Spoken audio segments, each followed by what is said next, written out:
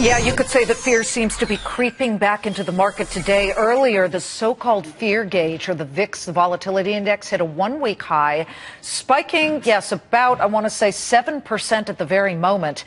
My next guest, whose firm has about $2.5 trillion in assets under management, says volatility is here to stay.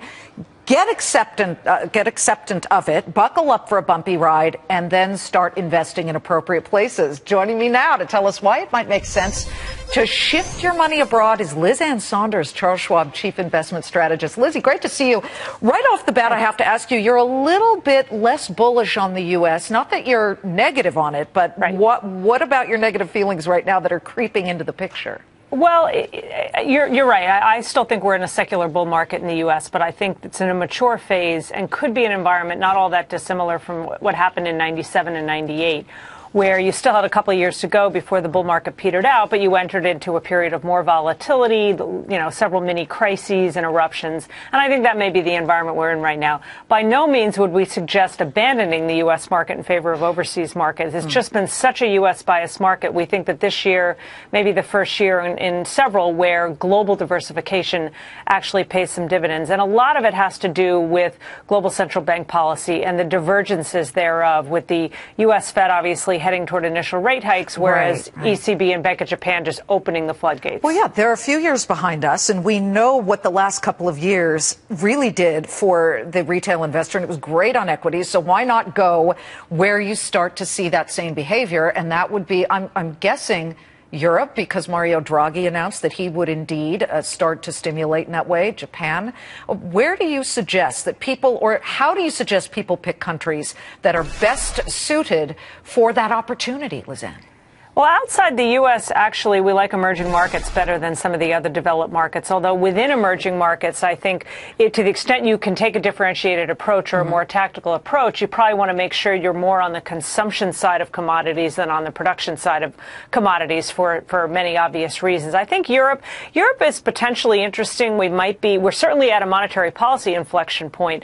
The problem is that a lot of the structural problems that plague Europe cannot be solved through monetary policy alone. You need major reforms, not least being labor market reforms. So if we started to see some of that, some of the reform type agendas that we've seen in places like India, that might make Europe a little bit more interesting. But I think until you start to see the financials perform better there, to get a sense that really we're seeing the credit engines opening back up, maybe a little too early for Europe. I want to just drill down on what you mean, consumption countries versus production countries. I'm thinking a production country would be a Brazil or an Australia, where they have a lot of natural resources that they're producing.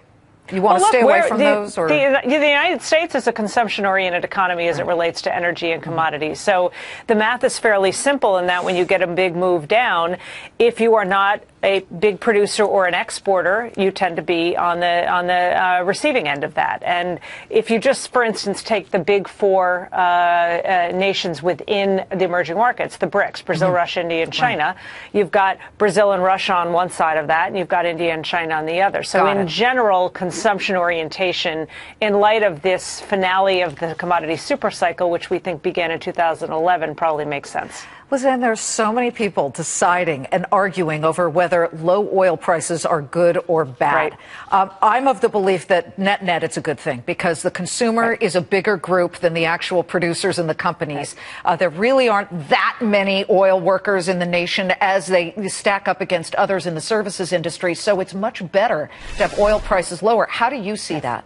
I agree with you, but there's sort of, I've been joking and saying the net effect is a positive, but the gross effect in the short term isn't necessarily all positive. We know the hit to earnings within the energy sector, akin to where I started in this conversation talking about 97, 98. Remember, it was a big move down in oil prices that caused the problems in Russia and the Asian currency crisis at the time. So I think there's a little bit of that angst associated with that.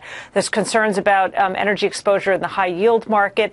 And then there's the CapEx story, which had been a big, nice, positive story for 2015. And when you tend to see a big whoosh down in oil prices, it elongates the recovery for capital spending. Even though oil and gas CapEx is only 10% of the total, you usually don't tend to see the lift in total CapEx until about a few months after the oil bottom. Well, Ann, thank you very much. So you guys want to go for consumption versus production countries. Ann Sonders, Charles Schwab Chief Investment Strategist. Great to see you. Thanks, you too.